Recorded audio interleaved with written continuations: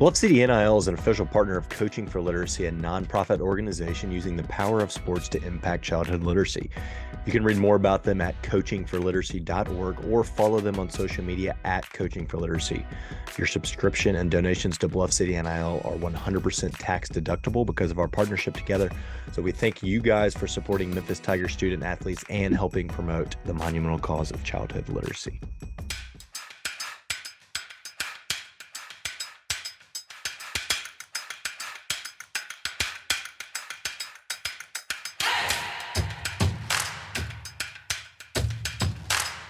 Welcome to Tigers Untapped, a Bluff City Media podcast. Stepping up to the microphone are your hosts, TJ Willis and Trey Lasley.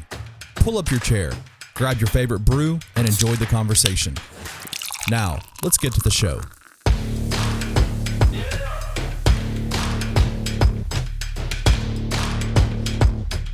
Bow chicka wow wow, or bow echo, I guess. 2-0 week, Tej. What's better than that?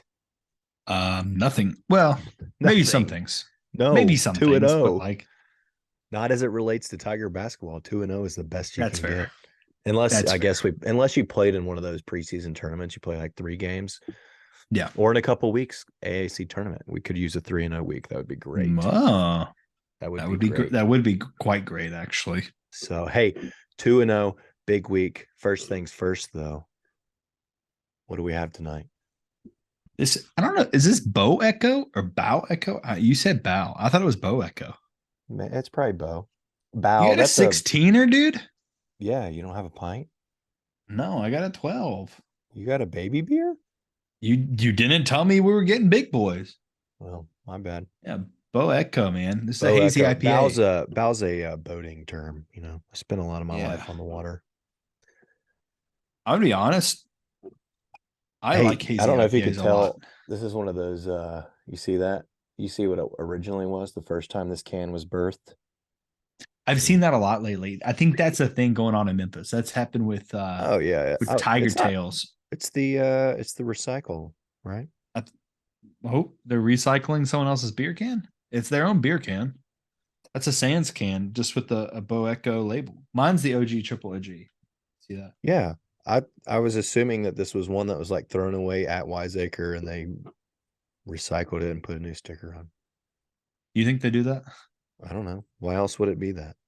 Because they pre-print these cans. We are so off topic. They probably pre-print the Sans cans, and then just like, oh shit, we actually need this for Bo Echo, and they just slap a Bo Echo label on. I will say it is throwing me off because the sticker's not full. It doesn't go the full length of the can, and it doesn't That's wrap fair. all the way around. So it really is throwing me off. I want you to just take that in consideration when we get to the can scoring. Like, don't. I'd hold already it against thought them. about it. Don't and hold I thought it against. about it from. Can't hold it against them.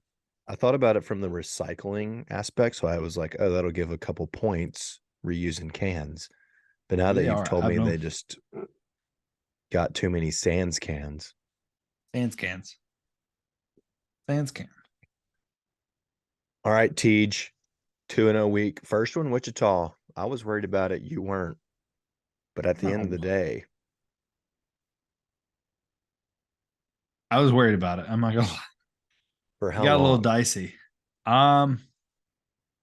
The whole game, it was back and forth the whole damn time. The first half, there were for a lot sure, of changes in lead, but because freaking James Rojas James Rojas looked like Danny Rojas out there. If you know who that is, you know who Danny Rojas is. Yeah, I was just doing the song, dude. What are you talking about? Football is life. He was freaking sprinting by our whole team. Yeah, it was after made baskets and everything. 19 first definitely half points. And then you know what happened in the second half, Tej? Goosed. Straight goosed. My man set a career high in points in the first half, and we said, you're not scoring another bucket. And he can shut the water off on him, dude. Cuffed him up. I will say for about 35 minutes in that game, I didn't feel real great about it. It's fair. And it's bad because they're not like a great team. And as you pointed out in previous episodes, they're not a great team, especially at home. So it's a little concerning, but I think that take away, don't even take it away completely because that's kind of unrealistic, but 19 points in the first half is bananas. That's like Kendrick or DeAndre type stuff, right? I mean, Like for 15 times some, AAC player of the week kind of thing. Yeah. For yeah. this dude, that's unheard I of, mean, you're but setting a career high 19 in the first half. Yeah, that's absurd. that's absurd. Somebody defend the dude. Yeah, and it wasn't even like he was just crushing three after three after three. It was the small stuff. It was little bunnies. He did hit three, I think, but it was mostly the small stuff and just getting putbacks and getting second chances. Really And just beating us down the floor after made baskets. yeah, one thing after another, man. But anyway, after the first 20, we're tied 40-40. Hey, I said this the other day. I was real close to betting. You know, you can do like half result, so tie or one way or the other half, and then in the game. I really almost did tie Memphis, and it was going to be like, I forget what it was, but maybe like plus 1,200. Ooh, Should have done it. I didn't do it though. you should have. I know. But a much better second half, I guess. We kind of pulled away in the last like 6 or so minutes, back-to-back threes. J-Law hit one, DeMaria hit one. You got up like 7 or 8. And then you traded buckets for a little while, right? You had it like between 4 and 6 up until I think Wichita cut it to 2 with like a minute and a half left. And then ice water in my man's veins, J-Law dagger from the top of the arc. How beautiful was that? It was pretty sick. I'm not gonna lie. He's good for one of those a game. What a at moment least one for J-Law to step up right there too. I think is the maybe it's always nicknames. I don't think that's been like publicly sent out there. I've always just called him Johnny Lawson or anything like that. But 50% from three, are you freaking kidding me? Stepping up, Keontae down. You need a shooter. Who's it going to be? Don't worry, it's J Law. Hey, obviously. The other night though, it was they were spreading the shooting well. Nine of 19 from three, almost 48% from behind the arc. Chandler even hit one. You had the Lawson brothers both hitting a tray. Chandler's was a little bit earlier in the game, but 2 big ones from the Lawson bros from the top of the key. DeAndre 1-1. KD hit 2 early, 2 of 5. DeMaria hit 2. DeMaria. J-Law with 2. Alex even went 1 for 1 on the night. I think it's pretty big when you get Mars hitting threes because like it's not exactly like the greatest 3-point shooter. His statistics will show you that. But even if he's hitting them, that's contribution from the 3 line because that's kind of the thing with this team all year. Is it's really been one guy hitting, and if not him, then no one's hitting him, right? I think we've kind of seen that game after game with Keontae. And if not Keontae, maybe Jonathan Lawson when he gets minutes. But other than that, it's not really happening. But now DeAndre's kind of hitting them some. Alo hit one. He'll hit one every now and then. Nothing super consistent. But Kendrick's seemingly maybe starting to find his 3. Knock on wood. I don't want to jinx anything. He's hitting them, not consistently, right? The percentage isn't what we want it to be, but you're still getting them to go in, and I think that's what's important. It would, yeah, but it would it would be nice to have Keontae out there, the absolutely leading 3-point shooter for the conference. You mentioned DeMaria though. How big has he been the last 3 games? I mean, he's huge. 10, 12, and 9 the last 3. He's averaging 10.5 points. He is shooting. When you mentioned shooting, you know what he's shooting from 3 over the last 3 games? I'm going to go lower than I originally want. I'm going to say 36%. Ooh, Teach. Give my man a little. 50%. I wanted 39. He's 5 of 10 over the last 3 games. I was going to say like 40%. And I was like, 50%. That seems way too high. Yeah. I'll take it. We have talked about this team needing a third scorer, and it's bounced between Keontae, between the garbage man. Yeah, Elijah has been great. It's the problem is they just constantly been trading off, and now it seems like maybe it's going to be Elijah McCadden and DeMaria kind of trading off, and someone's going to have to be that third guy consistent. It feels like since the game winner against UCF, DeMaria is playing with a lot more confidence. I mean, he mentioned it in the post game with Wolo too. It was just like he needed that. Mm-hmm. But I feel like we're seeing it. We're seeing a much more confident. Just the shots he's taking and everything just seems more confident. said he's shooting 50% from threes, 5 of 10. He's shooting 62% from the field overall in the last 3 games. Wow. If you can keep that production up, and then you got KD and DeAndre doing their thing, you might be making a deep March run. I don't know how I feel about it. Seems optimistic to me, but if you throw Keontae back in there, and I don't know if it's a shooting hand or not, but 2 weeks with the surgery, if it was your shooting hand, seems a little optimistic to me. But Sure. I'm thinking maybe it was an offhand. Walking down the hallway, balls up a fist, gives you one of these sideways jumps into a wall and just kind of breaks this bone or something. I don't know. That was wild to me that they even mentioned that he hit something. Yes. I read it and I was like, what? You guys are just going to say he punched something? You're not going to say he just injured his hand in the game and call it a day? I just thought it was weird. I don't know. I don't know why. I saw the picture, not from the original tweet. I just saw a picture, and at first, I'm not going to lie, I assumed it had just been photoshopped. Yeah, absolutely. I was like, what? And then I found the basketball page. Sure enough, they actually tweeted. Well, I don't know why they did that. I guess it was like a, hey, look how much he cares type of thing. Because Penny said that in an interview. It was like, he cares that much. That shows how, but it's also kind of like, oh, well, now you've kind of like screwed the team over a little bit. I wonder if there's an intern over at the basketball or the athletic office who's sending those tweets out. Surely it's got to be approved, I would say. I mean, that man just broke his hand punching a wall. We're going to go with this as well. It wasn't just a tweet, TJ. They typed it was a full on. It was a graphic. Yeah, it was a whole thing. Somebody, it's not like somebody just got a hold of the Twitter and tweeted something out.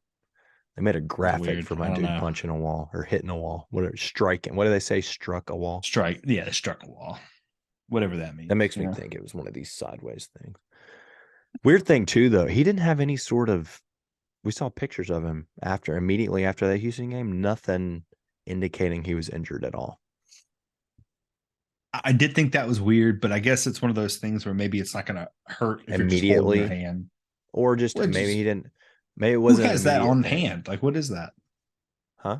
A wrap? Who has like I mean, not like a compression. I don't want like an ace bandage. I mean, I would imagine you want some type of protected sleeve. I'm just saying maybe he hit it. It was hurting, and he was just like, whatever. It's because I hit a wall, and it wasn't until later it was swollen up, and they're like, oh, exactly, damn, you did something. Yeah. Anyway, DeMario stepped up in his absence. Good to see. You had to have that one on Thursday, though, right? Even Lenardi came on. He said you win 2 of the next 4, and you're pretty much in. Well, they've now won 2 of the next 4. So you got to think they lock one up Thursday night in Dallas, and then you're playing with house money on Sunday at home. Yeah, I think I was obviously more nervous about Wichita and Cincinnati just because those teams they're obviously much better than SMU. Like, I'm not trying to, never mind. I am going to pile on SMU. They're garbage. They're dog water. They're not good. They're not good. You can't. They're cheeks. Very cheeky. You can't lose. If you lost to SMU, I think that would really put some stuff in jeopardy, even with those 2 wins versus Wichita and Cincinnati, just because of how bad SMU really is. Like, there could be some diciness there, and that you would really be relying on a decent American tournament run to kind of really solidify yourself in there. But it seems safe that they're in, right?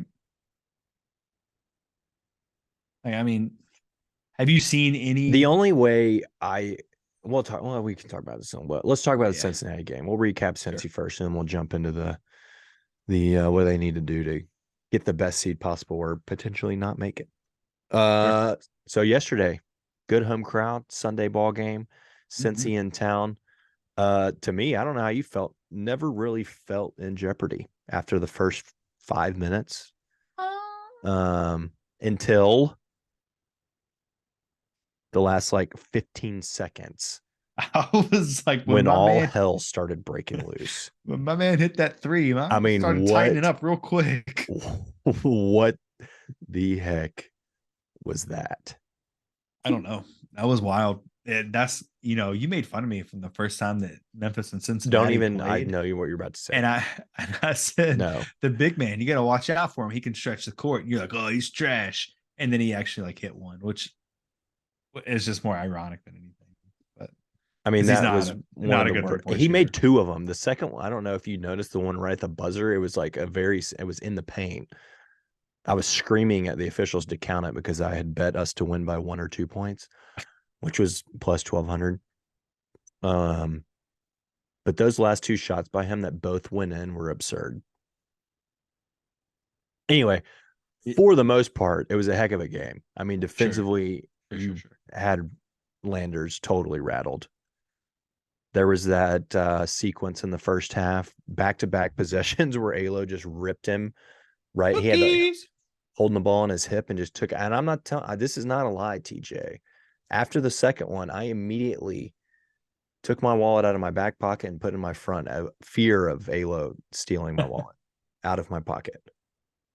It was great, man. The whole first half in the Discord, we're all just going at it. I mean, first of all, if you're not an insider, you need to be an insider.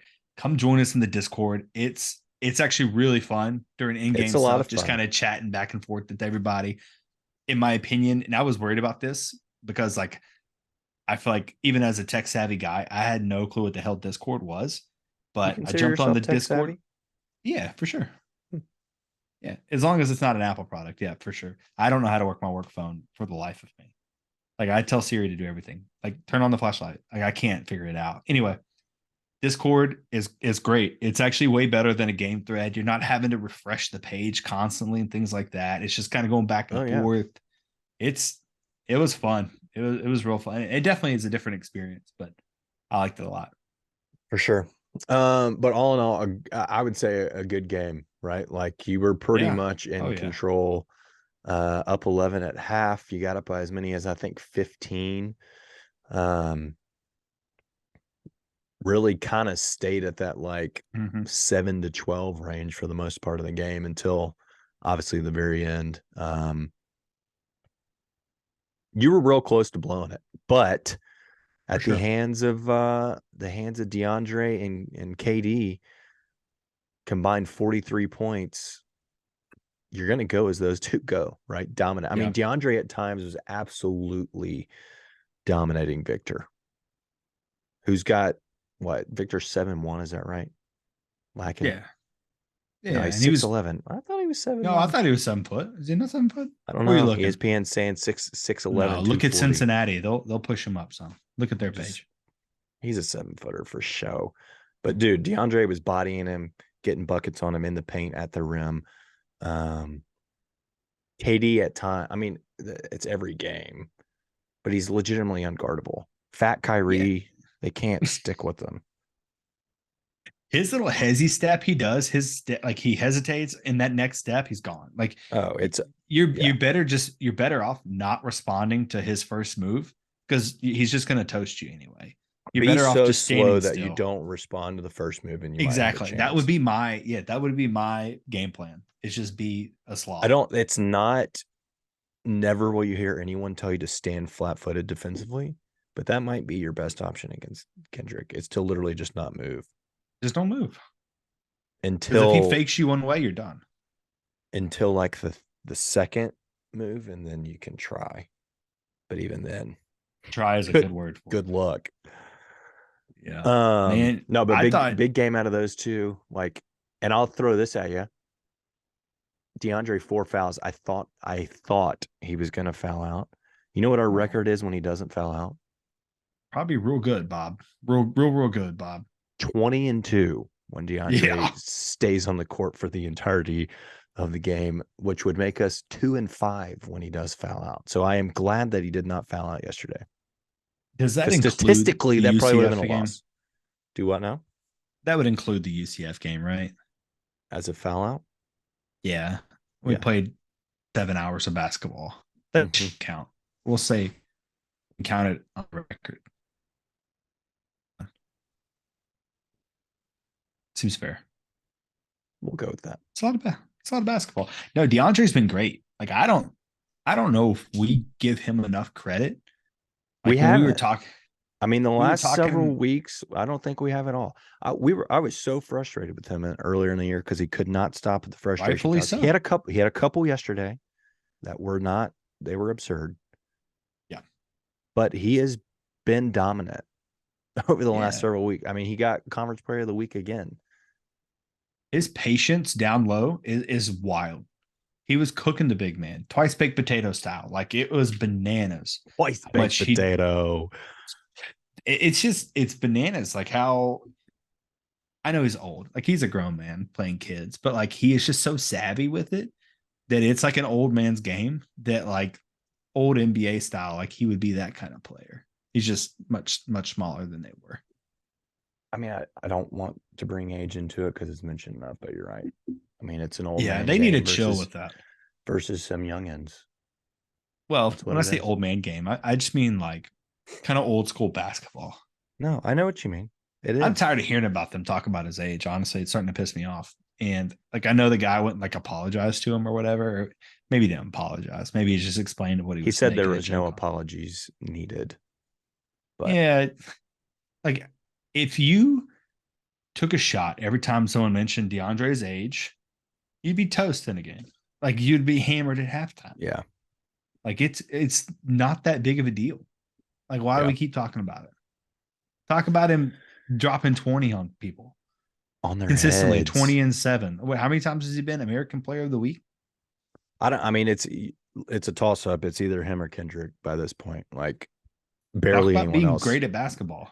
Barely anyone else has won Conference Player of the Week. It's either DeAndre or Katie. Legitimately. Seems good. Seems like a good thing to do. I mean, but what won it yesterday? We had 15 steals.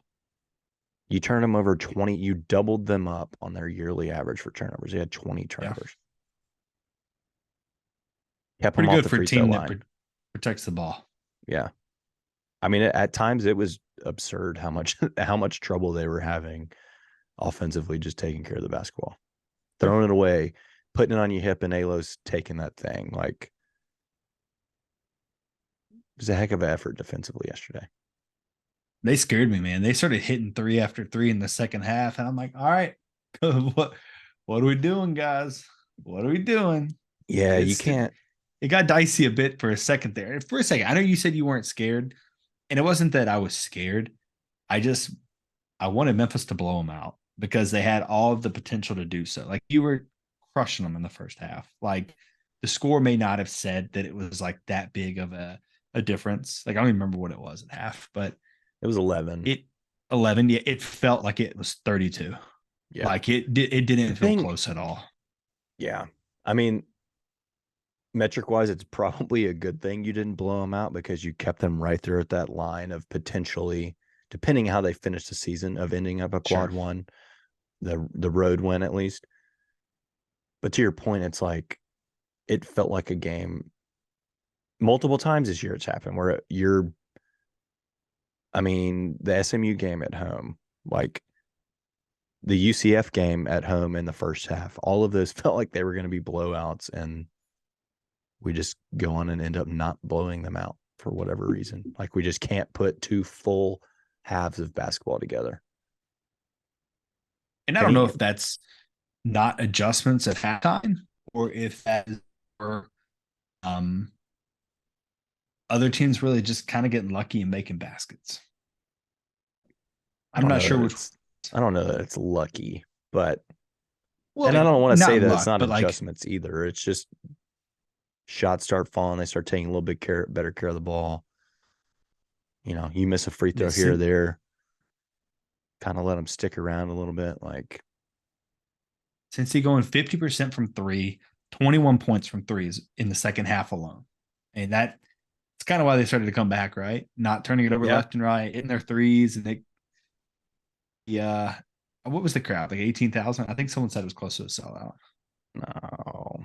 That's ESPN has it at 12,000. 66% full. Well, I will tweet back the person that told me it was close to a sellout and tell them they're a liar. That Trey said they're a liar. I didn't say that. You were there. You were ESPN, there. It was not a sellout for sure. So you're calling them a liar. I got it. Confirmed. I don't even remember. Maybe I misread. Whatever. Wire, exaggerating, whatever. But no, good week. 2-0. Needed both of them. We said it. Winning fixes everything. Just keep winning. Absolutely. Would be another great week to go 2-0. That it would. That it would. Yeah. Wouldn't be the end of the world to go 1-1. Would be maybe not end of the world, but we're getting there if you go into. You can't lose to SMU on the road. I mean, I don't care that it's on the road. They're a bad basketball team. They're not good. You can't lose that one. I mean, and can you imagine Kendrick going back to Moody and losing to that team? That's not. There's no way that's happening. No. So you got the SMU game. What is it? It's an 8:00 tip, I think, down there in Moody on Thursday. ESPN2. They're 10-19, 5-11 in conference. What are they at Ken Palm? 175. I mean, this team is booty. They don't. It's like they don't shoot the ball well from 3. They don't shoot the ball well from 2. They don't shoot the ball well from the free. This team does not shoot the ball from anywhere on the floor well at all. They are straight up cheeks from everywhere on the floor. One of those hot shot maps, it's the whole thing's blue. They ain't got a hot spot anywhere on the floor. If you look at the numbers, they don't do basketball well. Like there's nothing if you look at it that they do well. And like I don't mean to like just dogpile on them, but yeah, never mind. I do. They do not do basketball well. They don't do basketball. You're gonna probably be like 9.5 point favorites, I'd say. I mean, this is a game. This is one I would love to blow somebody out. Give me a blowout. You should have blown Tulsa out. You didn't. You let them hang around a little too long. What we ended up winning by like 12. I mean, give me a 20+ point dub here. Kendrick's coming back to Moody. Just give me a 40-point game, KD. Although I don't know that you want him out there that long. If you get up 25, rest him a little bit, which is what happened here, right? You got up like 30, and then you let some guys rest, played the bench, and you let him back in it, kind of. Has he given an update ankle on like how he feels? Other than saying he's never 100%, no. I guess that's kind of fair. There's gap each game. I think we're on this still Thursday, Sunday. Like, when do you have time to recover? You know, you practicing between, like, I don't know. I mean, my dude said he was, in order to play in that Wichita State game, he was up getting recovery at 1 a.m., 3 a.m., 5 a.m. every 2 hours. That's like you and I know this. That's like a newborn feeding schedule. It's definitely a newborn feeding schedule. Katie's ankle stem icing schedule. Every 2 hours, my man was getting ice and stem on the clock. Oof. Hey, but that's how much he cares, right? I will say this. You see his tweet the other day, or what he said post-game? What comment? It's a shame that he only got 1 year in Memphis. He wishes he could play with these dudes the rest of his life. Wow. I damn near cried, TJ. Because if only that were the case, if only he could play here forever. It seems like a long time. I don't know. It does seem like a long time. But all I know is 1 year is not long enough. It is nice. The thought of being able to have him 1 more year that does kind of bring a tear to my eye, knowing that you just get the 1 year and that's it. That's it. Of arguably the greatest guard in Memphis history, and God knows how long. How long would you say? I don't know. I was trying to think about it. I mean, I guess that comes down to the definition of what you want in a point guard, right? In terms of scoring, like I was about to say something to make a lot of people mad. I think I'd rather have Kendrick than D Rose. For just 1 year. Yeah. I don't know. Like That's a tough. team's perspective. Oh, it's definitely tough. But I think what Kendrick brings to the table is more package than Derek. Like Derek was definitely going to score on you no matter what. He was obviously more high profile, but I think Kendrick facilitates better.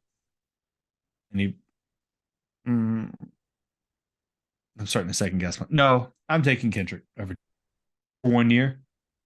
It's I fifth think year that's senior a Kendrick versus freshman D. rookie Okay, or that's freshman D Rose. Like, I well, I could see think, that.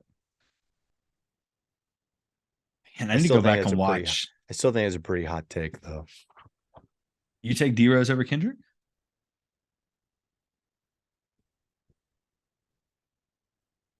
The fact that you were taking this long means it's not a weekend I that don't know. I just don't think it's. I don't know. That's tough. we'll have to we'll put it on the Discord. We'll see what everyone says on Discord. I mean, Joey had this comment the other day when he was on the radio show that they went all year long, and right before, what did he say? It was either the conference. I don't know if it was a conference tournament or the NC2A. I just said NC2A like I'm Josh Pastner. The NCAA tournament, but basically said that D Rose was like, called them all together and was like, "Hey, just so y'all know, I'm about to take this over." And they were like, "Bro, what do you mean you're about to take this? What we've been waiting for all year? Like, why are you coming just now to tell us What we've you're been about waiting to?" on. Yeah, like you should have already done that. Why are you just now coming to us to tell? And then he literally took over the NCAA tournament. I'm trying to look at his numbers. Not that far off from each other, honestly. If you look at like a per 40 type of You know situation, what? I'm because going Kendrick D just plays Rose hella minutes. Okay, because that's fair. Kendrick's too fragile for me. Ooh. Is he fragile? I mean, he's only Yeah. had that one. It's not that one. He has limped off the floor at least 8 times this year. I can't even if he comes back and he's fine, I can't take the brief moments of, oh no, our season's over. I will say when he hit the floor in that one game and started, I know for a fact everyone there was like, oh, like it's over. We're done. We're over. He Like, even said that himself. He said he was in the locker room and thought that his year was essentially his college career was done. oh man. I only got oh I'm curious what the turnout of this is. Freshman year D Rose, fifth year Kendrick. You said D Rose. What do you think the actual vote will turn out to be? I feel like most people would probably go D Rose. I think so too. But I like Kendrick. I think Kendrick is awesome. I love Kendrick to death. I'm sticking Kendrick. But D Rose felt like he was another level as a freshman. Plus, you just get the size with D Rose. The size is the big factor for me, but I'm going Kendrick. I'm sticking with my man. All right, back to the SMU game. Blow them out. I mean, literally, we talked about it. They don't shoot well from anywhere. Rebound the basketball, force them to turn it over, run them out of the gym. Yeah.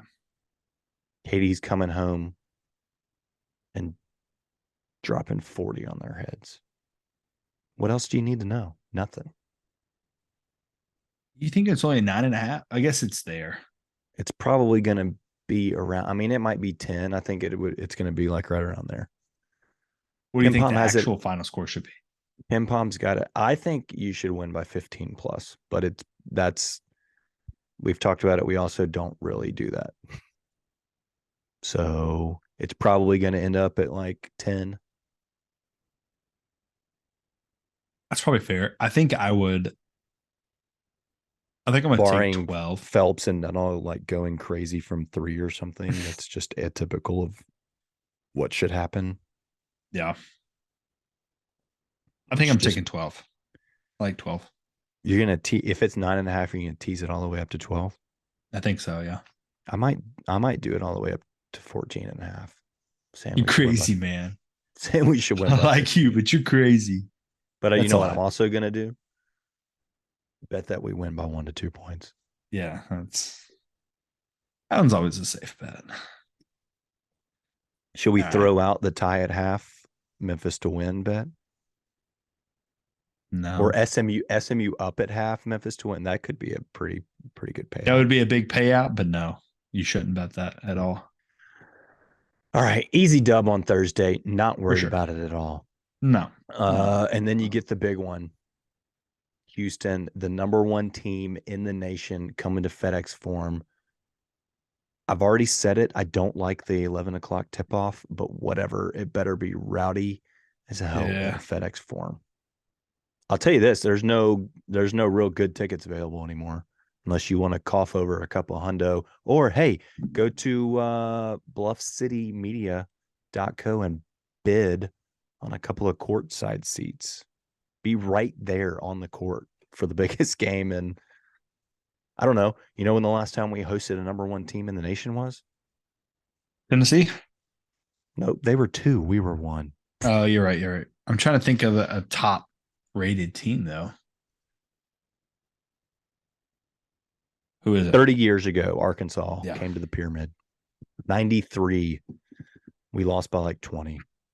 I was 3 years Jeez. old, sitting down there behind Dick Vitale. Been 30 years. You think we'll we had our buddy Charlie asked me this the other day, last night, I think. You think we'll host another number one team in our lifetime? It's been 30 years since we did it.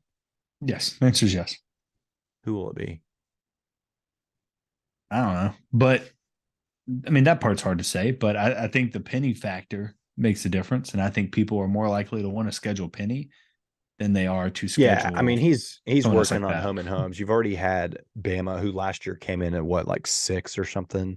Yeah. I think Kellen and Penny have a good enough relationship. They may continue this thing home and home.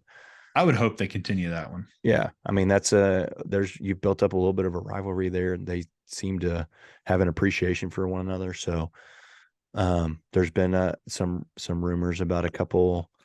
Virginia, I think, from the ACC. You've got the regional teams in the SEC, Arkansas possibly coming back. So, top 10 for sure. And I think you could see another hosting of not us being number one. I think that will happen, but hosting a number one in our lifetime. It may be another 30 years, but it'll happen. Who do you think? Let me rephrase that. Do you think we'll keep Cincinnati? Do you think we'll try to keep that one going? I mean, if you could, I think we're also working on Louisville. If you could keep, that'd be nice. I'd love to have that one back. Those rivalries, I would, yeah. I mean, Cincy, Louisville, Houston, you can keep those. I'd be down for it. I don't know that we'll keep the Cincy one. I don't know. I mean, I don't know how. I mean, Wes Miller's 0 against Penny. Like, does he want to really keep playing us? Probably not. All right. Trivia question for you. There. Looking at games played, Memphis has played Cincinnati and Louisville the most. They're both tied at 86 games. Who have we played the third most? Like in our history? Yeah, the third most games against. Right, UAB. I don't know. I was kind of thinking that. The team Give me a conference. I can't. I mean, I can. What? I can. Like what conference they're in now, or what conference? Well, they're in Sunbelt now. That should narrow it down pretty quickly. In the Sun Belt? Yeah. In basketball? I'm pretty sure. I know they are in football. Arkansas Right? State? Shit, did I lie to you right now? I thought they were in Sunbelt. No, Is it it is Sunbelt. I'm is it a right. regional team? Southern Yeah, Miss? it is Southern Miss. Yeah, they joined Are they? Sunbelt this year. Wow. You made me question it. I I was like, does forgot that not about that. start You're this right. year? No, they did. Yeah, they did do that. Yeah, you played Southern Miss an extraordinary amount of times, 77 times. I Wow. can't tell you the last time we played them. We had some good battles with Southern Miss. We talked about this. Actually, we talked about St. Louis, but Florida State surprises me. 52 times we played Florida State. Well, you were old conference rivals. I know, but it feels like that was so long ago that you That's wouldn't why be I at feel 52 like games. we're getting so far off track. I feel like the ACC is like a much better fit for us. You have I would old agree. school conference rivals there, Virginia Tech, Florida State, Louisville. ACC, right? Yeah. I think you said AAC. No. Yeah, the AAC is a much better fit for us than every conference out there. You said it, and I was like, all right, No, it's 16 ACC. ounces getting to my man. All right, the big one on Sunday. I mean, we talked about it after the loss down there in Houston. It felt like you really got a shot when they come into town. Like it's going to be a Sure. raucous crowd. We're striping the FedEx Forum, which I think is dumb as hell. Let's just white it out or blue it out, stripe it up, whatever. Don't think it's going to work. Mhm. You got nothing to lose, right? Like Yeah. at that point, assuming you beat SMU Thursday, you're essentially a lock for the NCAA tournament. You're pretty much playing for seeding at this point, right? And just another quality, like you beat the number one team in the nation going into the tournament, you feel like you can beat anybody. So you got nothing to lose. Throw it all at them. You got Kendrick back. Obviously, it sucks not having Keontae. Like you would have Sure. liked to have been fully healthy, but Alo, Malcolm have a couple of games under their belt now. It's not their first game back like it was down there in Houston. You've already experienced the intensity that they come with defensively, right? So like Yeah. you got that out of the way in the first half. You felt better about it in the second half. You saw a much better, more composed team. You take care of the basketball, rebound the basketball, defend the three, which is what we did in that first game. I mean, Yeah. that is one of the things that worries me is I do It not should. think that they're going to shoot as poorly as they did at home. I mean, maybe they do. I don't know. But they were what? 3 of 7. Yeah, shot 18% from Yeah. It three in was the first game. not good. You shot 40%. So like that probably evens out some, but Yeah. and the other thing is they shoot like 60 right at 70% from the free throw line and almost shot 20% better. So like maybe keep them off the free throw line, or maybe that evens out, right? Maybe they shoot a little better from three, but shoot more towards their average from the free throw line. I think it's gonna be a back and forth game. I really don't think, like we already talked about, I don't think that we blow anybody out. I don't think that us blowing Houston out is like, maybe it can happen, but I doubt that it's going to happen. And I don't think that they come into the FedEx Forum and blow us out for sure. Yeah. I think you've kind of touched on my main point that Houston's not going to shoot that poorly from three again. But kind of at the same time, I don't think Memphis is going to turn it over as much as they did, right? Yeah. Not having that was the first game, really kind of the first full game without Kendrick. Yeah. I mean, you did not we have a saw them point guard, struggle. really. Yeah. Yeah. Yeah. I mean, Alex you had played Alex 30 minutes, but he looks 70%, a right? shell of Like, himself. yeah. And it was just dumb stuff. The lob pass into the post over and over again. Like we've seen them cut DeAndre. back on that. Yeah. Just silly stuff, right? And they, like we said, they cut it down in the second half. I think a lot of that was just getting, and you probably are very early. It's going to be an atmosphere. Adrenaline's going to be going. People are going to be hyped up. It's probably going to take the first 4 or 5 minutes of the game to like settle in and just settle down, right? So there may be some frustrating early turnovers just due to the intensity and just excitement around the game. But yeah, I don't anticipate us coming out and turning the ball over almost 15 times and a half by any means. Like, No. you keep it under 15 for the game, I feel like, probably. I'll ask you this. The first game, the total was 136. Will this be a higher or lower scoring game than 136? It was 64-72.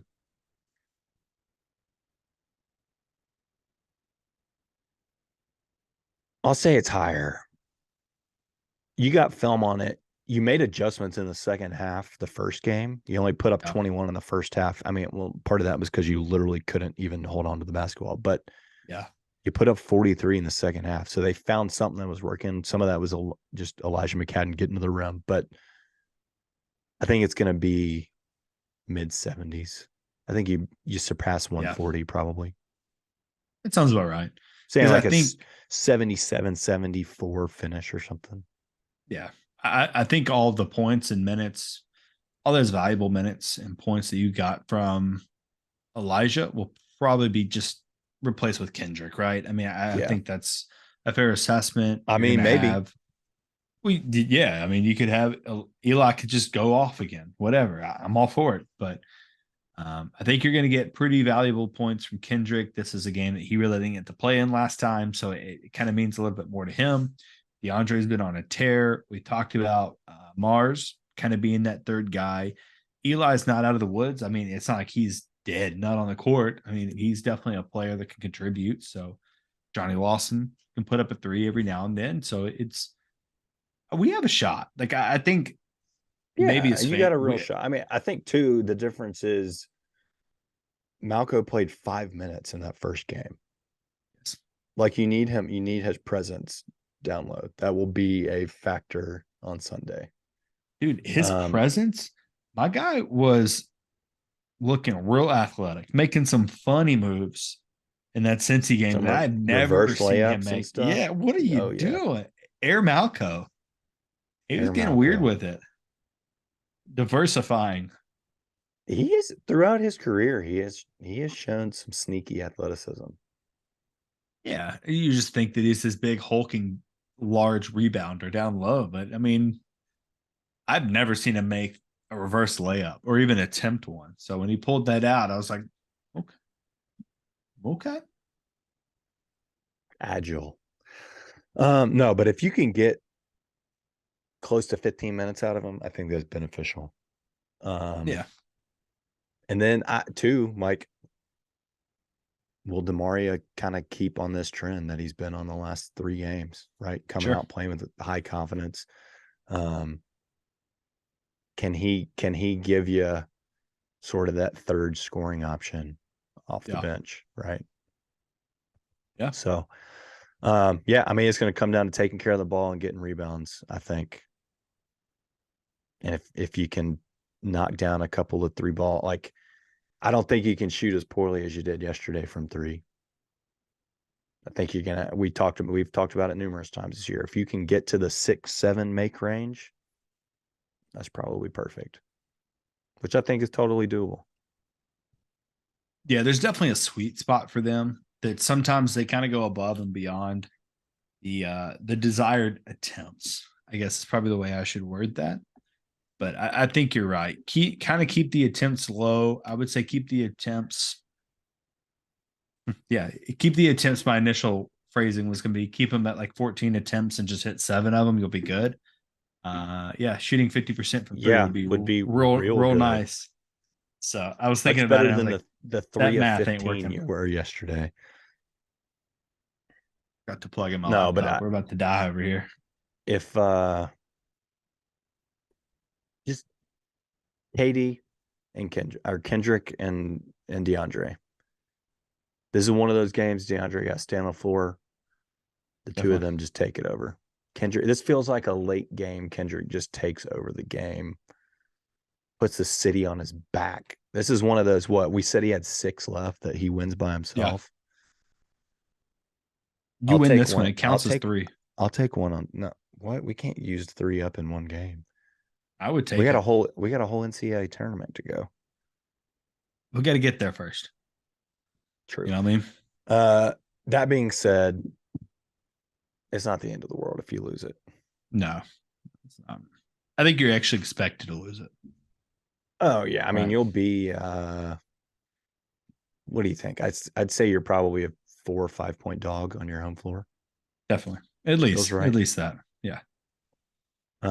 Kim Palm's got it at a 7. Maybe you might be more than that. A 7-point Houston victory.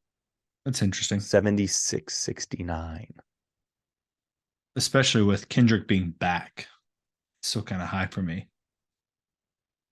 Yeah. Well, shoot. I mean, even I think the first game at Houston with Kendrick, Ken Palm had it at like a 12-point game. So you just essentially cut that in half being on your home floor. Yeah. So what do you we both think a win versus the ponies of SMU. Let's hear it. Houston, what do you got? I think they do it. I think the home crowd pulls us through. I think KD has a couple big buckets late that seal the deal, and we pull it out. Feels like I want to say it feels like it's going to be like that 2020 game with Precious, where it came down to a defensive stop in the last final seconds, and we get it and pull it out. I've got bad news. What? I know I'm not you proud think of we this. lose. I'm not proud of this. This is how I think it goes. We play out of our minds. We had the lead up until about 5 minutes in the game. They start playing whoop that trick. And bro, they've been playing in the first 5 minutes of the game. I know. They need to that. chill with that. But I think this is going to happen. We're going to get jinxed at the 5-minute mark left in the game. Houston turns it on. They make their comeback, and they end up winning by 5. Mhm. You understand this is a win-win for me, right? Because like if Houston wins, then like, oh yeah, I was right. Yeah. But if Memphis wins, you know? What are you gonna do? Memphis wins. We win. One of the better games you could ever win. It does kind of feel like one of those where maybe we like build up this early lead and whoop Yes. that trick's plan, and then they come back. I can see that for sure. And that's real. So that wasn't the unfortunate. 2020 season when we pulled that W out. It was You said that, and I was not about to timestamp that. it was the year before that when they It would be came in. We won by 2019 chronologically. 29. It was 2020, but it was not the Precious year as the year before. We won by 60-59 in FedEx Forum. Oh no, Precious was here. That was the right year. 2019-2020 season. Yeah, right. It was right before COVID shut down everything. Yeah, that year. All right. So 1-2 or 2-2. Where does that put us? Not like from a schedule perspective, but like from looking at it in terms 1-1 or 2-0. Yeah, what did I say? You said 1-2 or 2-1 or something. I don't know. Bo Echo, bro. Bo Echo. Am I right? So right now, if you look at bracket matrix, which takes into account every bracket that's out there on the interweb on the line. Wow. We are in 96 of 97 available brackets with an average seed of 10.33. Wow. The only bracket we're not in is some jabroni named Cardinal Dave. Cardinal Dave. He has us as first 4 out. Literally the first of 4 teams out. So you win SMU, you lose at home to Houston. I think regardless of what happens in the AAC tournament you're in. I think that's fair. As long as you go 1-1. Yes. Now, worst case scenario, you lose SMU, you lose to Houston, and then let's say you play your first AAC tournament game as a 3 seed versus Central Florida and lose. Are you in or out? I think you are profusely sweating the bubble at that point. I mean, it's going to probably depend on what happens in the other conference tournaments, to be honest, which I don't want. I don't want that to be the case. Yeah, I want nothing to do with that.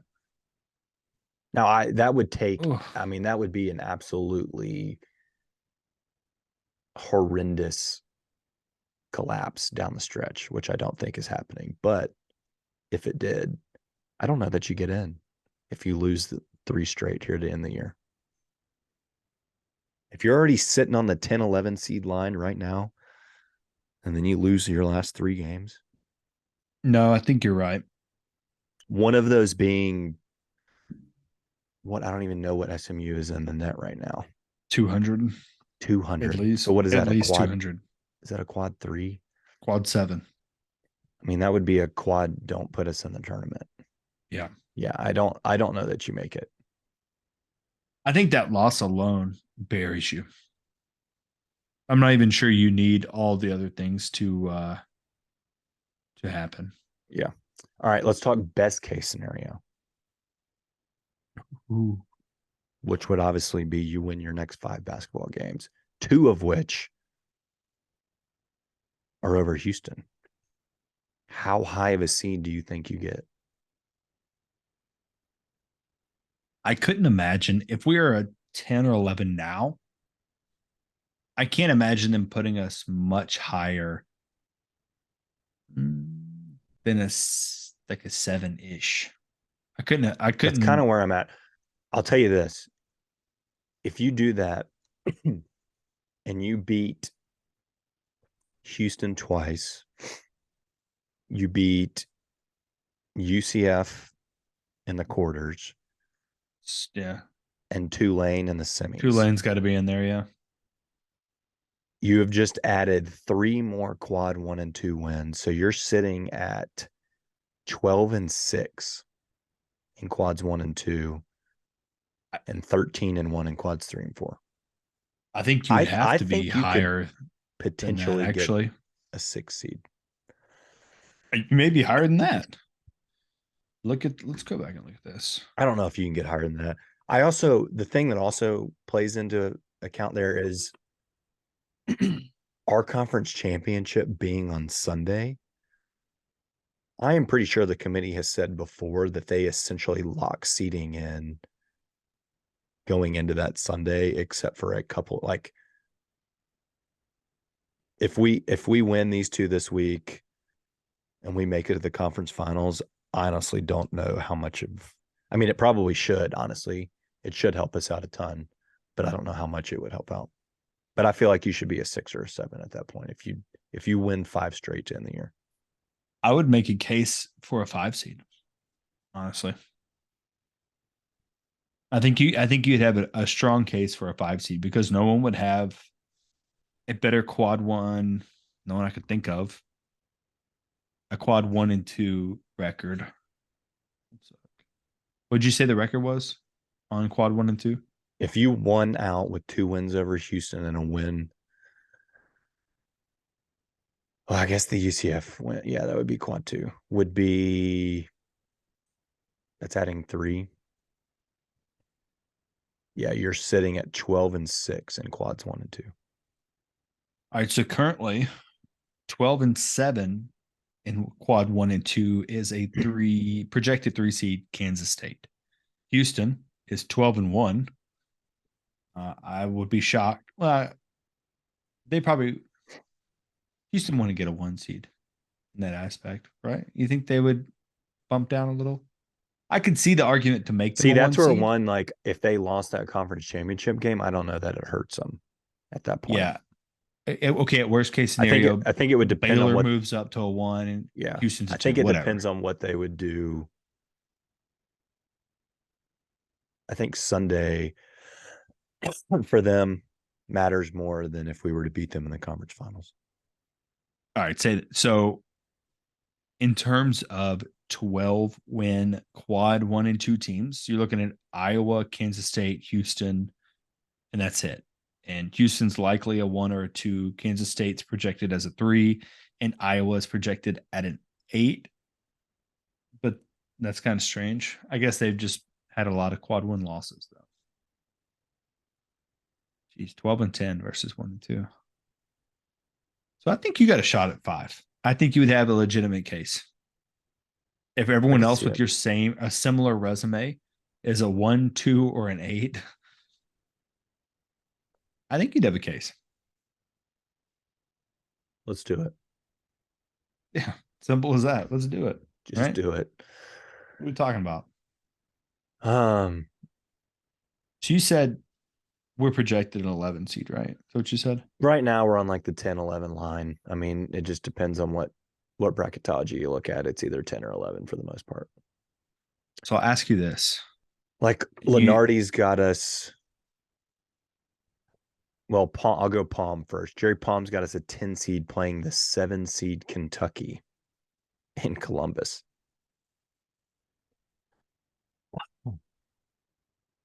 I don't know that I like that. definitely don't love it. Um, They've been playing pretty well recently. yeah, I don't love that. I don't love it. I don't want it. I think I think Lenardi's got us right on that 10-11 also, but he's got us as the second last 4 buys, which I think falls at like a 10 seed maybe. I'm good with being an 11 seed, and I looked up the history of 11 seeds. I Because would be 11, fine with 10 or 11 in this year's tournament. I mean, I don't know. I wanted 10. why? Just because you have to play a 2? Yeah, because we just talked about that could be you playing Houston again. I don't think Houston's Maybe not supposed to go Houston, 2, but Baylor, whatever, Baylor, yeah. whoever. I don't want Baylor. Baylor's a buzzsaw. Yeah. I mean, it's all about matchups. Yeah, there's always one bracket that is just booty cheeks, and someone should have a clear path. And it's like 50-50 if they make it or not, right? It just feels like there's no dominant teams, and probably the 2 best teams in the country we've already played, both on the Yeah. road and both had a legitimate shot to win. So it's like, honestly, I'm not really. I said I was scared of which I'm not scared of anybody. We can literally beat anyone in the country. I don't know. You say that. I don't want Purdue. I don't want Edie. I don't want Edie. Screw, screw Purdue. I Who don't want Edie. cares? Big man. I'm scared of DeAndre big would men like that. dunk on his head. Wow. Okay. Anyway, I looked this up, so we're gonna have to say it now because I don't want wasted energy here. But if we do happen to be an 11 seed, what is the percent of the time that an 11 seed defeats or upsets a 6 seed? What percentage of time? Is this like overall throughout the bracket history? Since the field expanded in 1985. I don't know. I'll say 17% of the time. 37.5% of the time, the 11 upsets the 6. That's not as high, I think, as the 12-5 matchup. I think the 12-5 is even higher than that. But 38% essentially That's a lot. that's a I mean, I sexy feel number like if it you're an is a 11 lot, but I seed. thought because you were asking, it was going to be like a trick question and be like, oh, it feels like a lot, but it's really only like 1 out of 4. So it hasn't happened in the last couple of years, it seems. Looks like Syracuse defeated San Diego State in 21. UCLA beat BYU in 21. And then 19, 18, 18, 17, 17, 17, 16, 16, 16, 15, 15. Like it's pretty wild how consistent it is. But granted, that always comes back to a team like Memphis, extremely talented, battle tested, playing Alabama. Houston. I'm not going to say Auburn. I wanted to say Auburn was a battle tested because I think they're still good, A&M even now. though A&M. Yeah, I mean, there's teams that show promise that they are a talented team, and you've beaten them or played them close, and just haven't been able to put it all together. And depending on who you get at a 6, Memphis could make a splash as an 11. Yeah, I don't hate that line at all. We're a little over 24 hours from March. It's going to be a heck of a ride. Ooh, All right, let's jump in a little football. hey man, The schedule came out did. last week. Tej, what were your thoughts initially on the schedule? I don't hate it as much as everybody else. I'll say that. I don't hate it either. I mean, we knew what the teams were going to be before the schedule was announced. You play who you play, man. It is what it is. Like, so the Bethune-Cookman is one that everyone got super pissed on, right? And it was I like, mean, what are you gonna do? yeah, and I think the Tiger Tonight pod, go listen to Tigers Tonight. You have to. It's kind of unnecessary. They touched on it that Memphis tried to find other P5 teams there, and the P5 teams are like, yeah, give us a 3-for-1, and we'll do that. And like, Hard why the pass. hell? Why the hell would Memphis do that? No, why would they do that? So you add Yeah. Bethune-Cookman basically a couple months before the game actually kicks off, and it is what it is. It's a buy game, but I think that's a fun one. It's definitely a new one. I don't know if we've played Bethune-Cookman ever, not to my knowledge, at least. Too bad it's not gonna So, be Ed Reed anymore. yeah, they really botched that one. But what are you gonna do? What are you gonna do? No, I agree with you. I don't hate it by any means. I mean, it is what it is, right? I mean, you knew the teams what they were going to be. I've even, to be honest, the home schedule feels decent to me. I mean, you got Boise, you got Tulane at home, who's just coming fresh off the Cotton Bowl Yeah. victory. SMU at home. Like, I don't hate it at all. No, I think a lot of people are. Navy at home. I skipped over Navy. I think people are mostly mad about the Bethune-Cookman because that's like, there's this logic that if you're not playing anyone good, no one will show up. Well, if you're winning, it doesn't really matter who you play. I think we've learned that in the past. Like, you go back to mid Norvell years when you're smoking UConn by 70 and people are still showing up. Like, it doesn't matter. Just win the game. What's it matter? We've been playing Dookie teams forever. Strength of schedule is Things essentially that impact the same. crowd more, which unfortunately for the schedule are the weather and the time of kickoff and the day, which man. is unfortunate that you have 2 weeknight home games. Thursday against Navy, which we've drawn decent on Thursdays against Navy before. If you start out 2-0 like you should this year, I think you have a decent crowd for Navy. Yeah. Right. And then that Tulane game, it's unfortunate because it is in the middle of October, which typically is fall break time. So playing them on a Friday, I get it. It's TV. You're probably going to be the marquee game, maybe the only game on that night. But historically, Saturday night games are the best chance for you to have a good crowd. So that is unfortunate. But Americans doing us no favors with that. I don't know. Still come out, pack the bowl. They're definitely not doing any favors, but I will say that you go from, where's it at? Hey, some people have said there's no consistency in this schedule. I get that. We play 5 straight green teams. Does it get more consistent than that? From Friday, October 13th to Saturday, November 11th, you play Tulane green, UAB green, North Texas green, South Florida green, Charlotte green.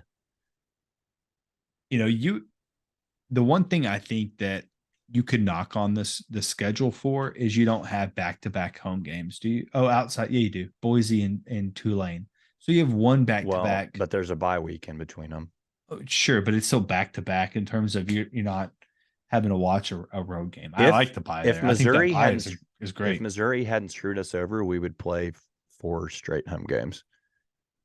Yeah, I will say I would rather play Mizzou at a neutral site than have to play freaking, I can't even, Akron. Doo-doo Tech at home, yeah. Yeah, like what do we, that was I your will option. say that is something I do really like about the schedule. I mean, especially for us as fans, like there are multiple away games that are easy. You have at Arkansas State, Jonesboro, an hour drive, second weekend of the year. Easy. Missouri in St. Louis, 4th game of the year. Easy. Yeah. North Texas isn't a terrible trip. At UAB, midway point of the year. Easy. I'm definitely making that trip. The brand new stadium, we're going. Charlotte's not that far. Temple, definitely an easy flight. Not a terrible trip. I'm probably not going. It's Thanksgiving weekend, and that's also dumb as hell That is probably my one real gripe is that they made Temple our rivalry week game. I mean, why is that not UAB or SM? Hell, I would have even taken Tulane last week of the year. Tulane You would make gave more us sense. Temple last game of the year. Are we going to get a snowy Philly game for the Tigs? Probably. They're booty cheeks anyway. It shouldn't matter. I'll say this. I agree that all the road games are super drivable. And I think that's kind of what they're going for. Like, I know a lot of people don't love going to Arkansas State because that's like you playing down to a team kind of situation. Like, Memphis should never play at um, a MAC team or a Conference USA or a Sun Belt. Like, we were not going to at LA Monroe or something like that. We did with Norvell. I know, no, I'm saying like you do. I think that statement's flawed because you're not always going to get the home and home kind of situation. Like the way Yeah. you look down at playing at Arkansas State, that's the way that Ohio State would look down on playing at Memphis. Or okay, Ohio State's probably a bad example because that's like upper echelon, but We're Arkansas State's Ohio State. Kansas State, like, is Kansas State going to come to Memphis? I don't know. They have no reason to. They don't recruit here. So you at least get a game in Arkansas. Are they Like, I know returning the that's not that Tulane far. game? Is Kansas State playing at Tulane? Perhaps. Let me check. Not this year, they're not. No, definitely not this year. Or did they They're- already play down? Did they play down there the year before that? I don't think so. I will say that Ole Miss is playing Tulane this year. I'm kind of excited to see that. Kind of catch that one early on.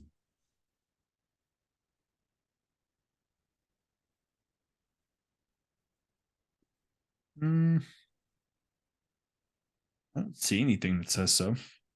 Yeah, it doesn't look like it. It may be one of those where it's spread out by like, Yeah, like a 2027 year. yeah. But that last one was in Manhattan, right? So there's Yeah, a chance that that's why I was wondering if they were coming down to New Orleans. 2024 it will be. Oh, they are returning. Yeah, 2024. I will say, if you want to talk about interesting games, they are able to go have Kansas State come to them and play at Oklahoma in 2024. It's Wow. pretty interesting schedule. SEC Oklahoma. Yeah. Anyway. All right, give me a very quick early record prediction. Oh, what do I think they'll go, and what Just should they what do you- go? Or Sure. Do it. Give me both then. what they should go is 10-2. Yep. Mine was 10-2. Maybe I I'll say 9-3. I will say 9-3. I I'm gonna go think 9-3. that they're going 9-3, but they should go 10-2. They have no reason to lose to anyone outside of potentially Mizzou, Boise State, or Tulane. You shouldn't get close to literally any other team. You I know should your smoke toughest everybody conference out. games are at home. Mizzou, just from a talent perspective, although I don't know how good they're going to be, honestly. And we probably, if you start the year out 3-0, we might have a decent crowd over there in St. Louis. So I'm not going to say we can't rob that one. I don't think we lose to Boise at home. You get Tulane at home. They're losing a lot of staff. I know Pratt's back. I'm not going to talk bad about him again because all that did was fuel him. Yeah, he got pissed. Took that one out on us. To me, it feels like it should be 10-2.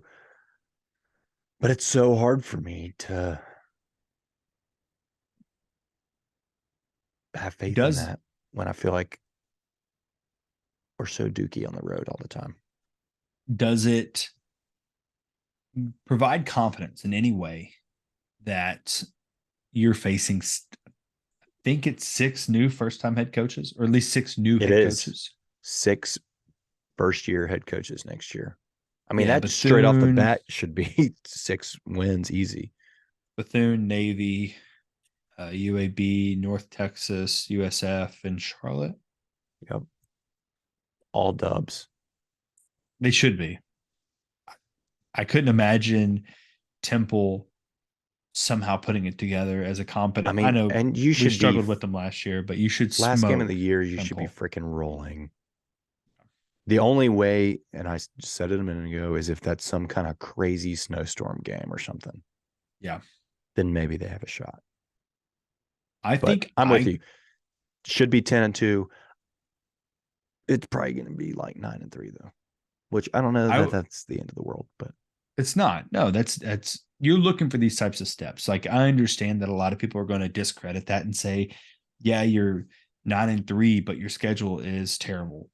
That's who you play. I don't understand the complaints of, hey, Boise State did this for 15 years. They were awesome playing literally nobody until they got to a bowl game. Granted, they won those bowl games, but the one that does, we hadn't lost a bowl game in 3 years. That is very true. Bowl streak, baby.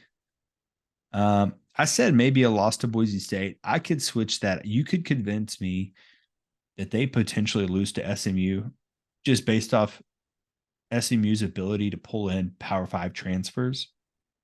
Like you could have a guy who just doesn't like a head coach at Oklahoma, and all of a sudden he is goes from a starter at Oklahoma and he's starting for you at SMU, and that's a difference maker. Like they can pull in those types of guys. We don't lose at home in November.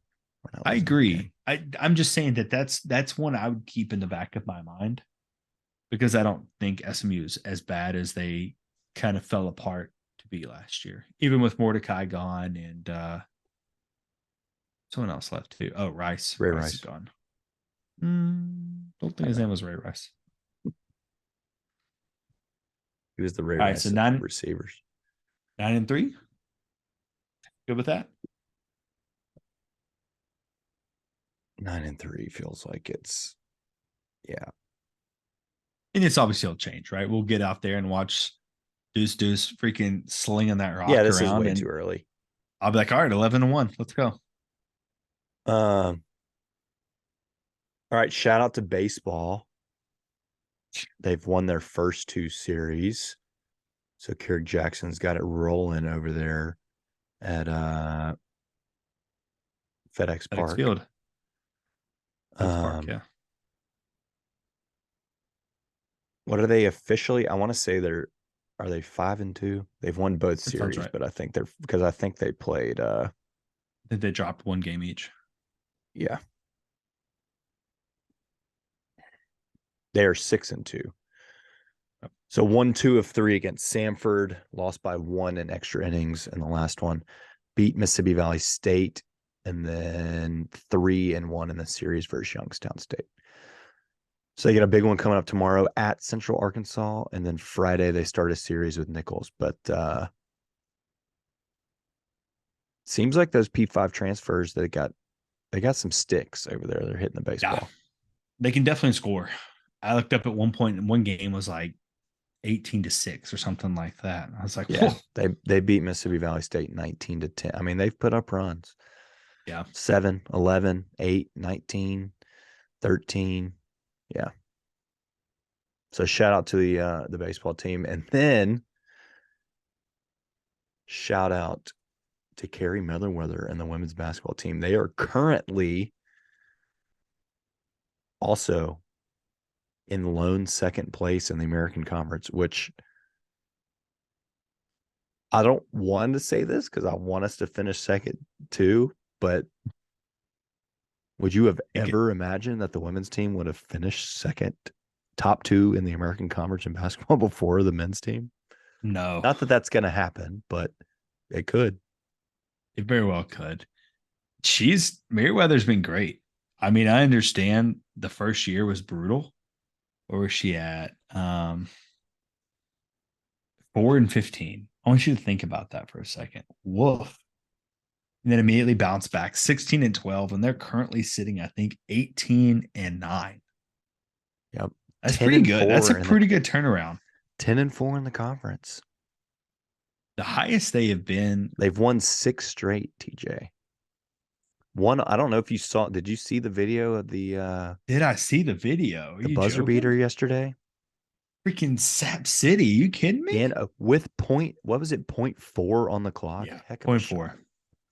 Such a good shot.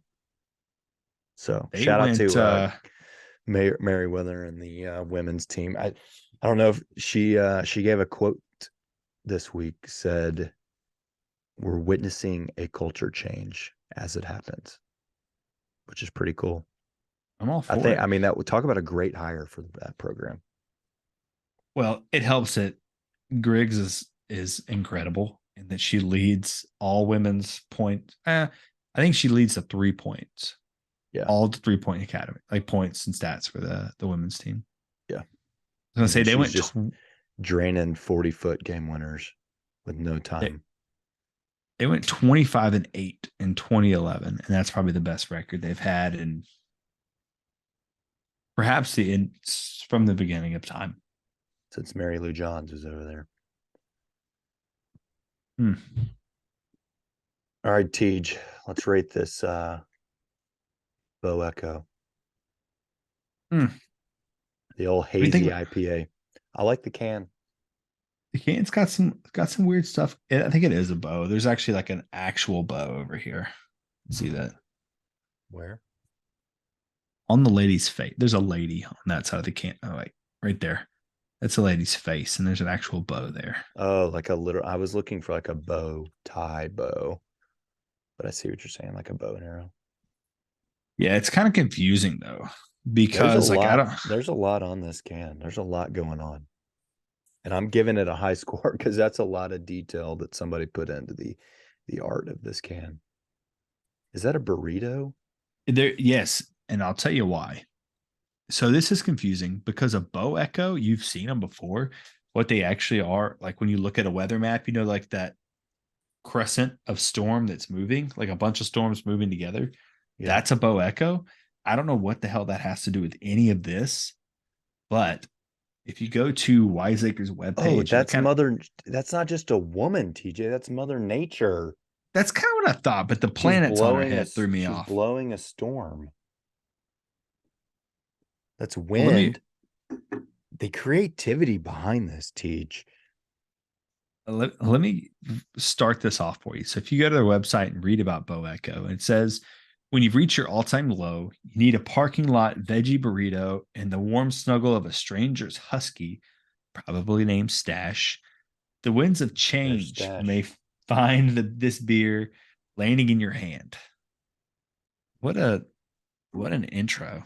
Well, Mother Nature blew it right into our hands this evening. It couldn't have been a better fit. Can-wise, Tej, I'm going 8-1. 8-1, okay. It's a good can.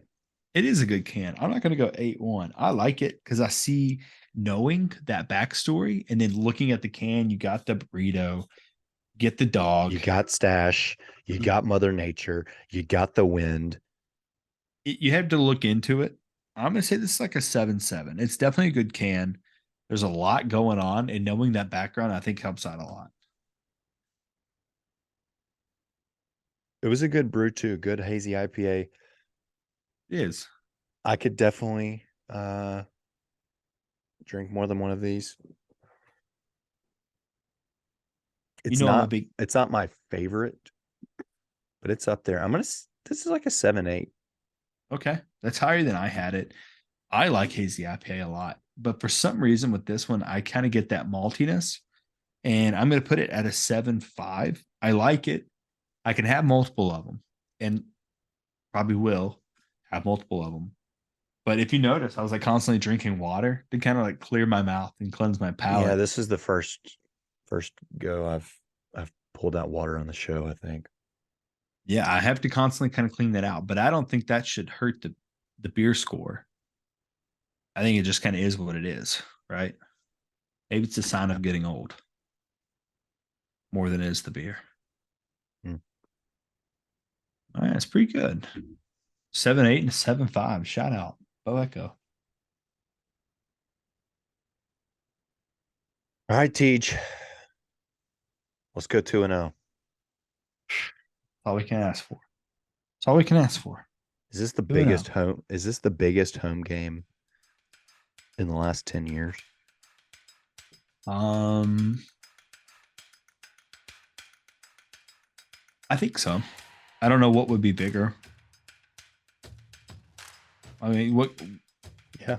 I mean, 2013 and now, I don't know that there's a bigger game. Hosting the number one team in the country. Send them home packing. Yeep. Come with the cold beer, stay for the hot takes. Peace. If you enjoyed this episode of Tigers Untapped, please leave a like and a comment wherever you download your podcasts.